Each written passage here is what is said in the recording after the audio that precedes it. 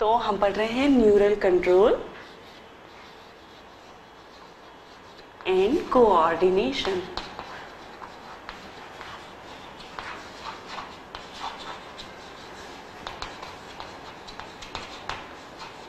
ठीक है, तो न्यूरल कंट्रोल एंड कोऑर्डिनेशन में हमने पढ़ा ब्रेन में कौन कौन से पार्ट होते हैं।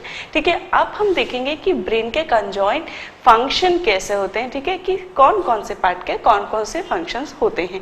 ठीक है, सब पहले हमने पढ़ा था कि सेरिब्रम में कौन कौन से जो है कुछ रीजन्स हैं जिनके अलग अलग फंक्शंस हैं। अब हम पढ़ेंगे ओवरऑल ब्रेन में कौन से पार्ट का क्या काम है। ठीक है, तो फंक्शंस ऑफ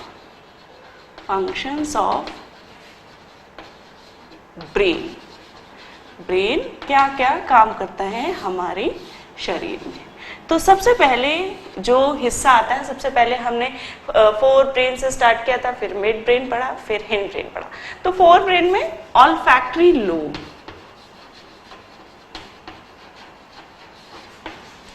तो ऑल्फैक्टरी लोब जो है ये स्मेल रिलेटेड जो इम्पल्सेस हैं वो ऑल्फैक्टरी लोब को आती हैं, वो ये जो है रिसेप्ट करता है उसके लिए। तो जो भी जो नोज से हमें स्मेल आती है उसके लिए जिम्मेदार है ऑल्फैक्टरी लोब। ऑल्फैक्टरी नर्व होती है, ऑल्फैक्टरी जो लोब है वहां से ऑल्फैक्टरी ट्रैक्ट्स निकलते हैं और वहां से ऑल्फैक्टरी नर्व निकलती है जो कि स्मेल के लिए जिम्मेदार होती है।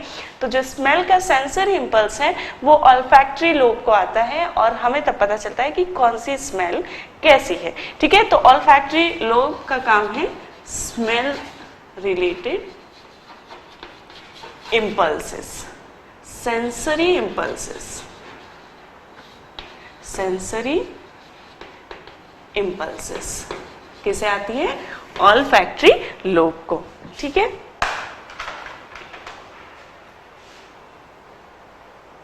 ओके, तो ये जो ऑल्फैक्टरी लोब है ये क्या करता है? It receives the smells, it receives the smell related sensory impulses, ये जो है रिसीव करता है।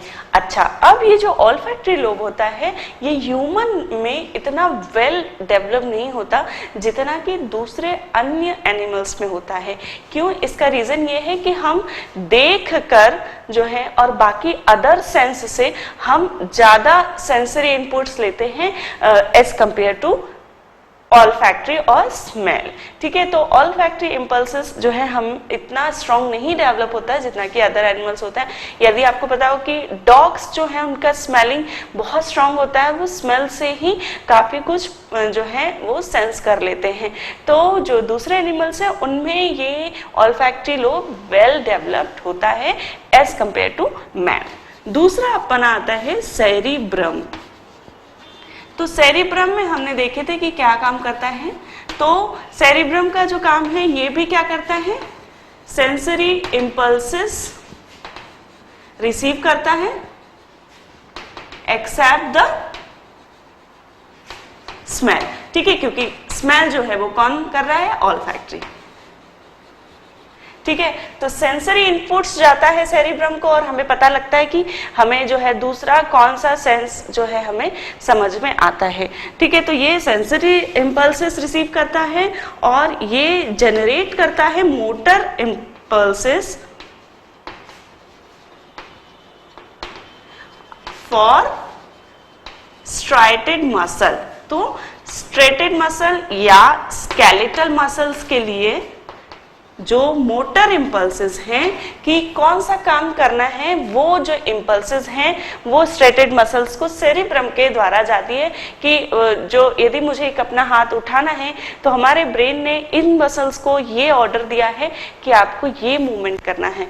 तो ये जो इम्पल्सेस जनरेट हुई है मोटर इम्पल्सेस इन्हें कहते हैं। मोटर का जो सीधा अर्थ है वो मसल से रिलेटेड होता है। तो मोटर जो है वो इम्पल्सेस कौन देता है? सेरिब्रम देता है। ठीक है,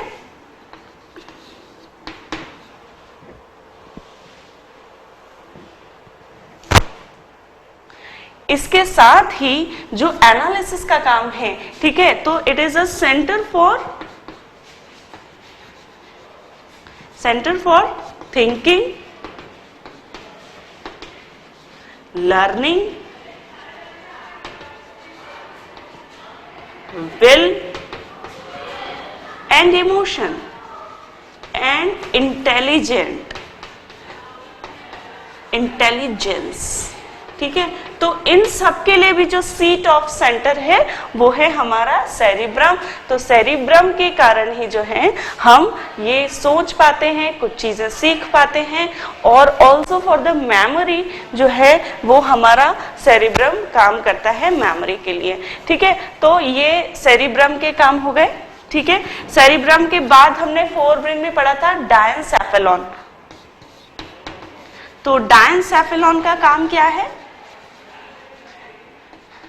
तो डायनसेफेलॉन का काम है रिलेइंग द सेंसरी इंपल्सेस। जो सेंसरी इंपल्सेस सेरिब्रम को आ रही हैं और ऑल्फैक्टरी को आ रही है, उन्हें रिलेइंग का काम करता है। रिले मतलब कि ये जो डायनसेफेलॉन है ये उसे आगे ट्रांसमिट करने का काम करता है। जैसा कि मैंने आपको बताया था कि रिले की रेस में क्या होता है कि जो जितने भी उसमें खिलाड़ी रहते हैं वो क्या करते हैं, एक खिलाड़ी दूसरे खिलाड़ी के पास जाता है, उसे पास ऑन करता है, वो अगले खिलाड़ी के पास, तो इसे हम रिले कहते हैं। तो ये डायनसेफेलॉन भी जो है रिलेइंग का काम करता है, ट्रांसमिशन का काम करता है। जो इंपल्सेस आ रही हैं उन्हें ये ट्रांसमिट करता है। ठीक है, ओके। दूसरा जो है ये क्या काम करता है, इट ऑल्सो रिसीव्स इंपल्सेस, या कहें receives the sensory inputs for crude sensation,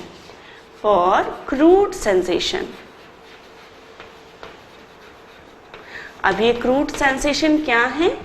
ये क्रूड सेंसेशन है पेन। ठीक है,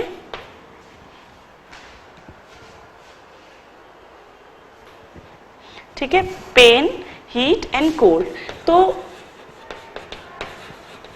ये जो क्रूड सेंसेशन है, ये जो मेजर सेंसेशन है, इन्हें जो है सेंसरी, इन्हें क्रूड सेंसेशन कहा गया है, और कुछ होते हैं फाइन सेंसेशन। ठीक है, तो ये क्रूड सेंसेशन है कि ये किसी को भी फील होंगे। ठीक है, जैसे कि एक पर्सन जो है वो कोमा की स्टेट में यदि गया है तो उसकी 3 स्टेजेस होती हैं। ठीक है, जिसमें कि क्या होता है कि हम स्टिमुलाई से पता लगाते हैं कि क्या वो क्रूड सेंसेशन एक्सेप्ट कर रहा है, कि फाइन सेंसेशन भी जो है उसके लिए भी रिस्पॉन्स कर रहा है। तो ये जो सेंसेशन है वो है क्रूड सेंसेशन, जो कि हमें यूजुअली महसूस होते ही हैं। ठीक है, हर किसी को कहीं भी ध्यान हो, लेकिन ये क्रूड सेंसेशन यदि है तो उसे फील होता है। तो ये जो फील है ये किसके कारण होता है? ये होता है डायनसेफेलॉन के कारण। और इसी के साथ ही जो ये क्रूड सेंसेशन जो रिसीव करता है, उसी के कारण ये क्या करता है, रिफ्लेक्स एक्शन ये प्रोड्यूस करता है। रिफ्लेक्स रिस्पॉन्स कहें या एक्शन कहें, रिफ्लेक्स रिस्पॉन्स जो है ये प्रोड्यूस करता है। जैसे कि सपोज हमारा हाथ जो है किसी गर्म चीज पे चला गया है तो हम तुरंत हटा लेते हैं। वो कैसे होता है? वो अपने आप होता है, इनवॉलेंट्री होता है, ऑटोमेटिक होता है। तो वो किस कारण होता है? वो इस रिफ्लेक्स एक्शन के कारण होता है कि ये it is called the reflex action, कि ऑटोमेटिकली हम किसी चीज से अपने आप को हार्म नहीं होने के कारण वो हमारी रिफ्लेक्स एक्शन हो गई, तो that is called the reflex action.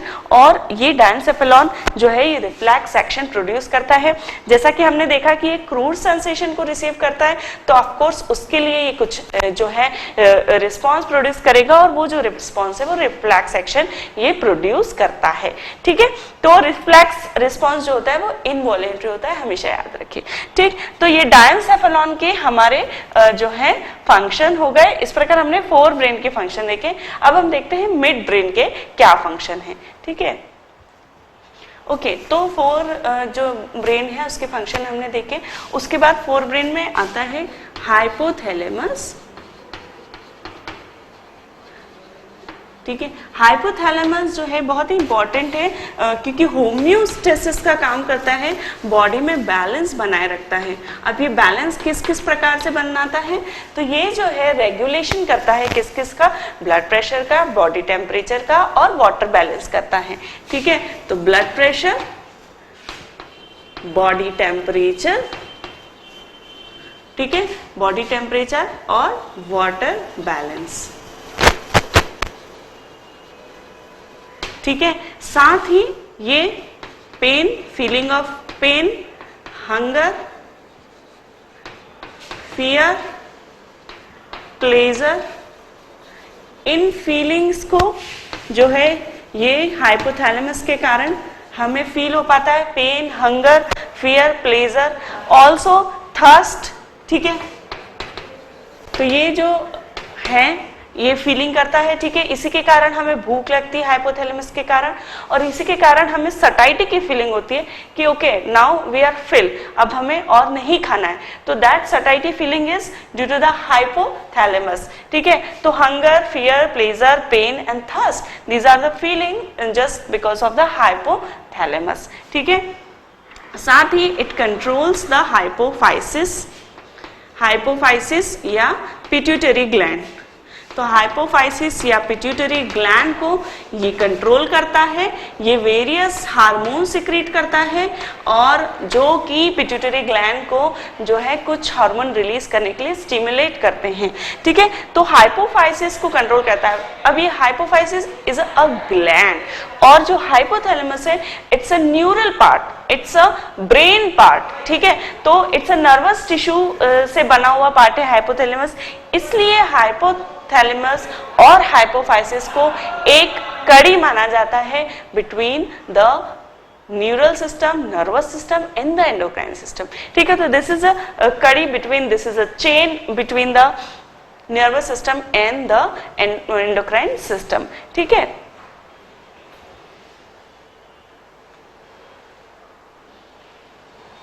Okay, and also feeling of sexual arousal और सेक्सुअल डिजायर का जो फीलिंग है that is also because of the hypothalamus, ठीक है। तो ये हो गए हमारे हाइपोथैलेमस के फंक्शन। अब हाइपोथैलेमस के बाद जो आता है वो हमारा आता है मिड ब्रेन। मिड ब्रेन में हमने क्या पढ़ा था, कॉर्पोरा क्वाड्रिजेमिया पढ़ा था। तो कॉर्पोरा क्वाड्रिजेमिया के भी कुछ फंक्शन हैं। कॉर्पोरा क्वाड्रिजेमिया हमने देखा था कि 4 स्वेलिंग्स होती है on the each dorsal side पे, और उन्हें जो ऊपर की जो होती हैं उन्हें सुपीरियर कॉलिकुलाई कहते हैं, लाइक दिस। तो these are called the superior colliculi and these are inferior colliculi. और जब इस प्रकार देखेंगे तो दिस इज कॉर्पोरा बाइटजेमिया, इनको कहते हैं जब एक साइड की काउंट करते हैं, ठीक है। तो जो सुपीरियर कॉलिकुलाई होती है उसका अलग फंक्शन है, सुपीरियर कॉलिकुलाई। ये जो है क्या करती है, iris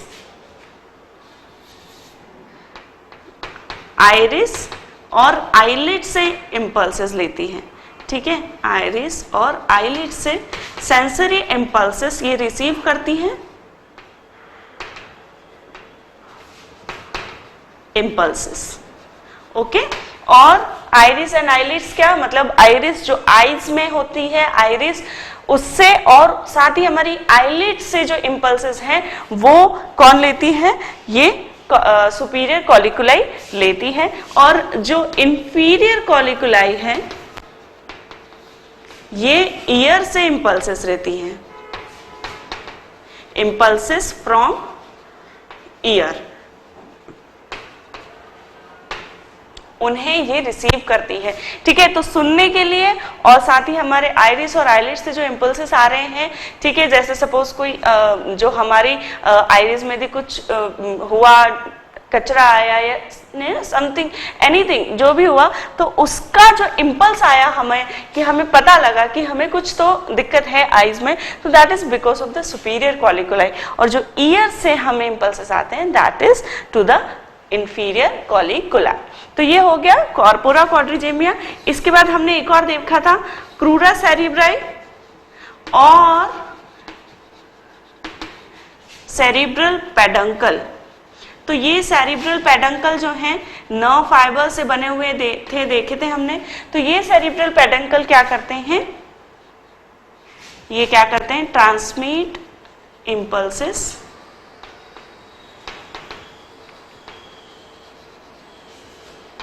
from medulla oblongata and spinal cord to थैलेमाई।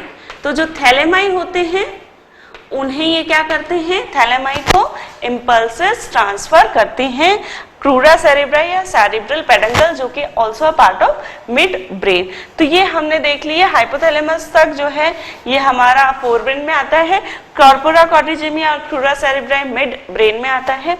अब जो है काम बचा है हिंड ब्रेन का, ठीक है। हिंड ब्रेन में जो है मेडुला ऑब्लोंगेटा,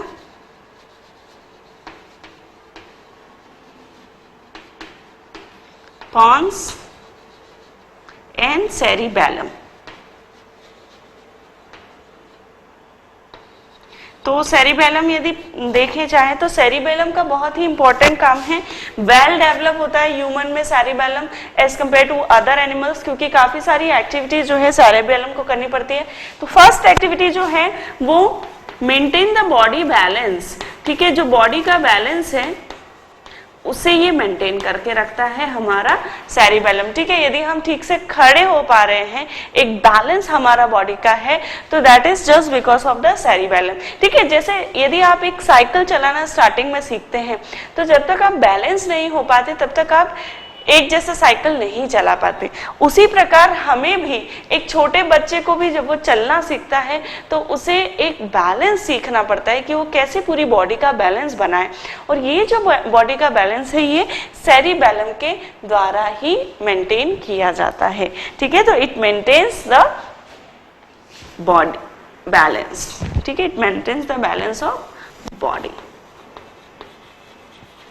ठीक है।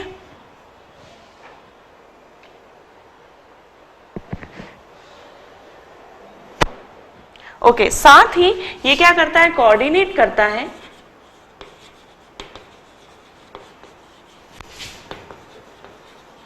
Movements initiated by cerebrum. तो सेरिब्रम में जो भी इंपल्स दी हैं या सेरिब्रम को जो भी इंपल्सेस आई हैं उन्हें कोऑर्डिनेट करने का काम जो है सेरिबेलम में, सेरिबेलम का होता है, ठीक है। पॉन्स वेरुलाe, ठीक है। मेडुला ऑब्लोंगेटा जो है वो बहुत ही इंपॉर्टेंट है। मेडुला ऑब्लोंगेटा में कार्डियक सेंटर होता है और रेस्पिरेटरी सेंटर होता है,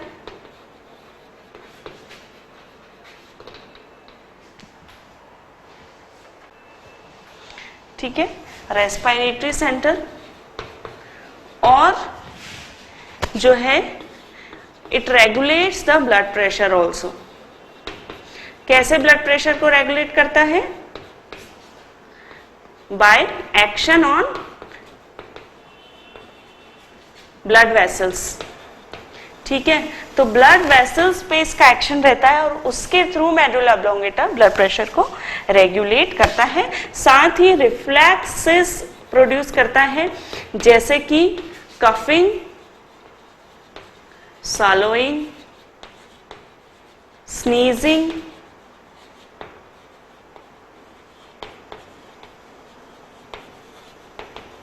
ठीक। तो ये जो रिफ्लेक्सेस है ये हमारा मेडुला ऑब्लोंगेटा करता है। तो कार्डियक और रेस्पिरेटरी सेंटर्स जो है ये हमने ब्रीदिंग एंड एक्सचेंज और सर्कुलेशन सिस्टम में हमने देखा है कि कार्डियक सेंटर्स होते हैं जो कि मेडुला ऑब्लोंगेटा में होते हैं, ब्रेन स्टेम में, और ये क्या करते हैं, ये हार्ट की एक्टिविटी को रेगुलेट करते हैं। यदि हार्ट ज्यादा काम कर रहा है तो उसे बैलेंस करने का काम है मेडुला ऑब्लोंगेटा को।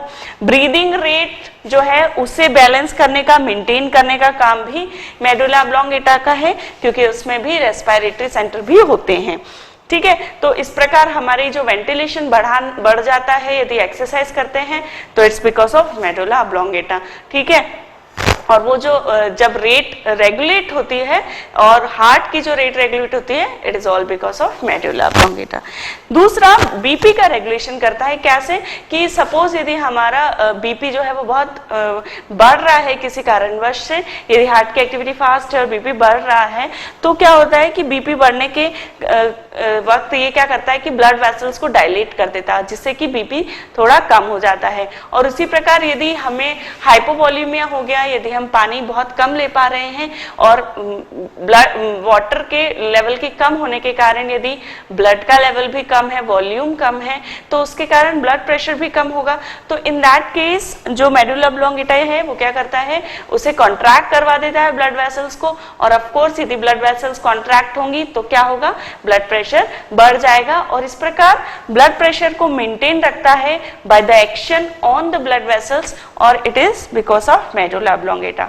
दूसरा रिफ्लैक्सेस जो है ये कॉज करता है, जैसे कि कफिंग, सॉलोविंग एंड स्नीजिंग। तो ये जो है ये सारे रिफ्लैक्सेस हैं जो कि इनवॉलेंट्री एक्शन है, और ये होता है मेडुला ऑब्लोंगेटा के कारण। ठीक है, तो बहुत सारे रिफ्लैक्सेस होते हैं जिसमें से कफिंग, सॉलोविंग और स्नीजिंग का जो रिफ्लेक्स है वो मेडुला ऑब्लोंगेटा के द्वारा जो है कॉज किया जाता है और उसके द्वारा प्रोड्यूस होता है। ठीक है,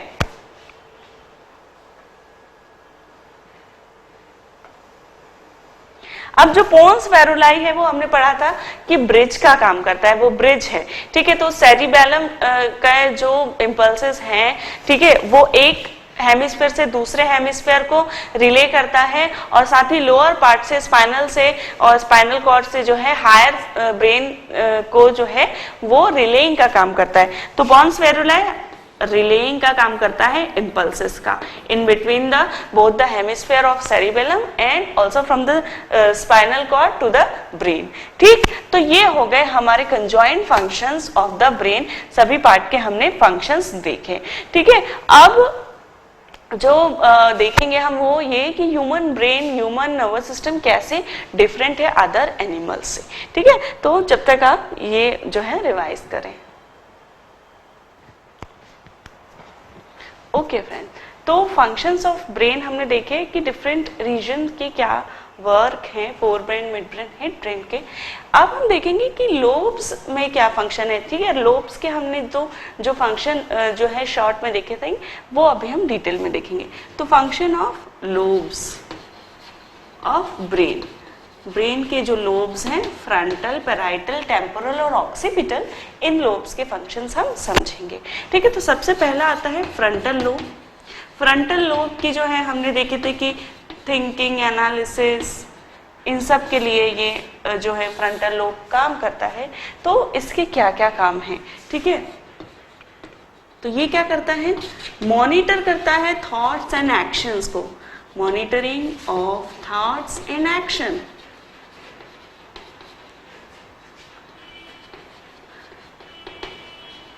ठीक है, monitoring of thoughts and action. उसके बाद क्रिएटिव आइडियाज जो हैं, क्रिएटिविटी जो है वो आती है हमें फ्रंटल ब्रेन के द्वारा। ठीक है, रीजनिंग, एब्स्ट्रैक्ट थिंकिंग, इंटेलिजेंस का जो काम है वो हमारा क्या कर रहा है,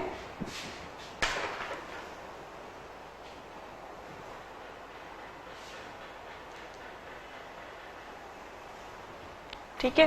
तो रीजनिंग एंड डिसीजन मेकिंग,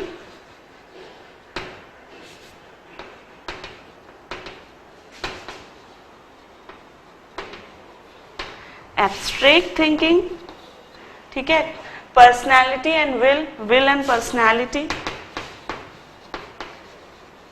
हमारा कैसा नेचर है, हम क्या सोचते हैं, ये फ्रंटल लोब से ही जो है हमें सब चीजें आती हैं, थॉट्स आते हैं। ठीक है, उसके बाद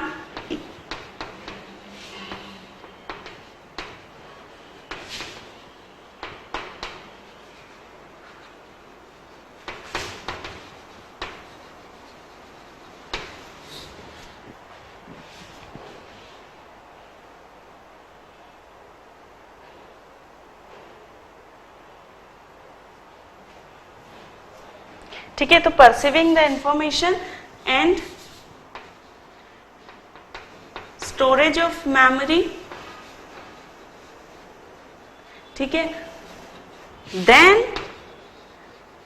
translation of memory, translation of information and memory,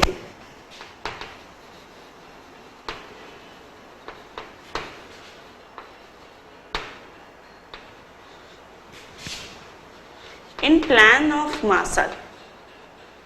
ठीक है, तो अकॉर्डिंग टू आवर इंफॉर्मेशन और हमारी जो मेमोरीज होती है, मैंने बताया था कि हम उसे याद रखते हैं और रिट्रीव कर सकते हैं, तो वो जो काम है वो फ्रंटल लोब जो है हमारा करता है कि इंफॉर्मेशन को परसीव करके और मेमोरी में स्टोर करना और उसे रिट्रीव करना, उसे ट्रांसलेट करना इन प्लान ऑफ मसल्स और अकॉर्डिंग टू दैट एक्शन करवाना मसल से, that is a work of frontal lobe.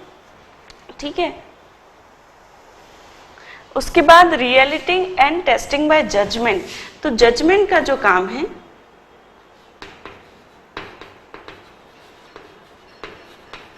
वो भी हमारा फ्रंटल लोब ही करता है।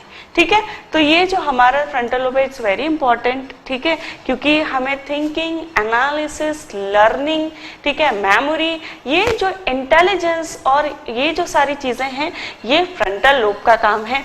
ठीक है, तो हमारे थॉट्स को, हमारे एक्शंस का जो कॉज है उन्हें मॉनिटर करता है, उन्हें प्रोड्यूस करता है हमारा फ्रंटल लोब। क्रिएटिव आइडियाज जो है वो यहीं से आते हैं। रीजनिंग और डिसीजन मेकिंग हम फ्रंटल लोब के कारण कर पाते हैं। Abstract thinking, will and personality हमारी जो होती है वो बिकॉज ऑफ फ्रंटल लोब। फिर इंफॉर्मेशन को स्टोर कर पाते हैं मेमोरी में और रिट्रीव कर पाते हैं। और टेस्टिंग और जजमेंट जो है वो हम फ्रंटल लोब के कारण कर पाते हैं। ठीक है, तो these are the work of frontal lobe. ठीक है, तो अब जो वर्क आया है वो है पैराइटल लोब का। पैराइटल लोब के क्या फंक्शन है? तो पैराइटल लोब जो है वो क्या करता है? सेंसरी, ठीक है, सेंसरी इंपल्सेस रिसीव करता है और sensation of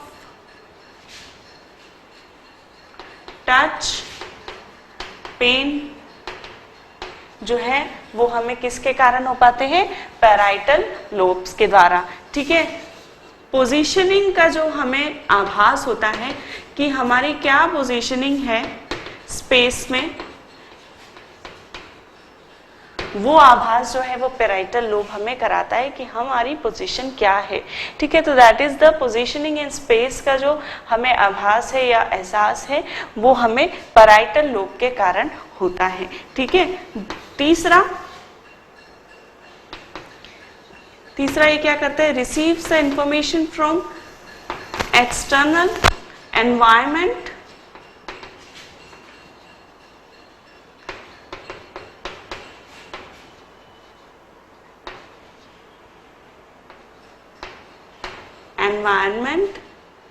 and passes it to other part of brain। ठीक है, अदर पार्ट को ये ट्रांसमिट करने का भी काम करता है, पास करने का काम करता है इम्पल्सेस। ठीक है, तो ये जो काम है ये है हमारे पैराइटल लोब के, कि ये सेंसेशंस जो होते हैं, टच, पेन, एक्स्ट्रा जो है वो एटसेट्रा जो है वो सेंसरी इम्पल्स जो होते हैं और हमें जो उनका एहसास होता है वो पैराइटल लोब के कारण होता है। और साथ ही हमारी क्या पोजीशन है स्पेस में, हम किस तरह, यदि हम गिर रहे हैं तो ये पोजीशन जो है हमें एहसास जो दिलाता है वो पैराइटल लोब दिलाता है। रिसीव करता है इंफॉर्मेशन एक्सटर्नल एनवायरनमेंट से और उसे अदर पार्ट्स ऑफ ब्रेन को क्या करता है? ये पास करता है। ठीक है, पैराइटल लोब के बाद टेम्पोरल लोब।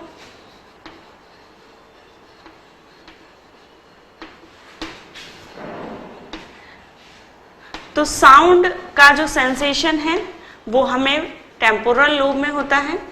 ठीक है,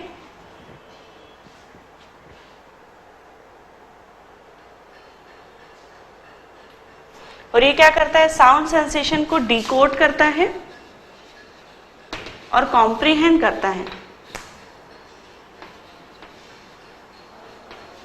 हमें समझने में, जो हमें समझ में आता है, ठीक है, साथ ही लैंग्वेज कॉम्प्रिहेंशन जो है, लैंग्वेज लर्निंग जो है वो हमें टेम्पोरल लोब के कारण होती है। ठीक है। तो हम जो लैंग्वेज सीखते हैं और समझते हैं वो उसका काम है टेम्पोरल लोब का, उसी के कारण हम समझ पाते हैं। ठीक है। इट इज वेरी इंपॉर्टेंट कि before we learn any language we should listen it. ठीक है। इसलिए जो बच्चा यदि डेफ होता है, सुन नहीं पाता है, वो लैंग्वेज सीखने में भी उससे बहुत प्रॉब्लम होती है और वो बोल नहीं पाता है। ठीक है। तो जो हमें सुनना है वो बहुत जरूरी है, इसलिए टेम्पोरल लोब जो है वो साउंड सेंसेशन का भी हमें बताता है, डिकोडिंग करता है, कॉम्प्रिहेंड करता है और उसके बाद जो है लैंग्वेज कॉम्प्रिहेंशन में भी हमें हेल्प करता है। ठीक है। इसके अलावा स्मेल, इमोशन और मेमोरी भी इसमें जो है हमें, ये भी इसके फंक्शन है, मेमोरी स्टोरेज, इमोशंस एक्सप्रेशन और स्मेल। तो इमोशंस जो है कैसे हमें फील होते हैं वो भी टेम्पोरल लोब के कारण होता है। ठीक है। उसके बाद है ऑक्सीपिटल लोब।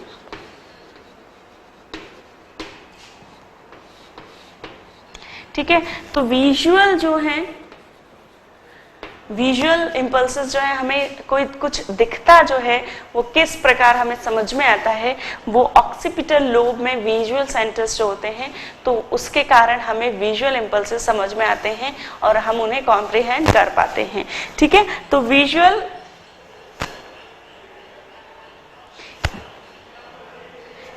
इंफॉर्मेशन को, विजुअल इंफॉर्मेशन को डिकोड करने का काम कर रहा है ऑक्सीपिटल लोब। तो वो क्या है? Shape, colour. ठीक है। तो किसी चीज का क्या शेप है, क्या कलर है, ये हम कैसे इंटरप्रेट कर पाते हैं? ऑक्सीपिटल लोब के कारण। तो decoding of visual information like shape and colour of any object is due to the occipital lobe. ठीक है। तो लोब वाइज ये हमने फंक्शन देखे। सबसे इंपॉर्टेंट है हमारा फ्रंटल लोब, उसके फंक्शन देखे, फिर हमने पैराइटल के देखे, टेम्पोरल के साउंड और लैंग्वेज रिलेटेड और ऑक्सीपिटल के विजुअल रिलेटेड। ठीक है। तो ये फंक्शन हो गए हमारे लोब्स के मुताबिक। लोब्स क्या क्या फंक्शन करता है वो हमने देखे। ठीक है।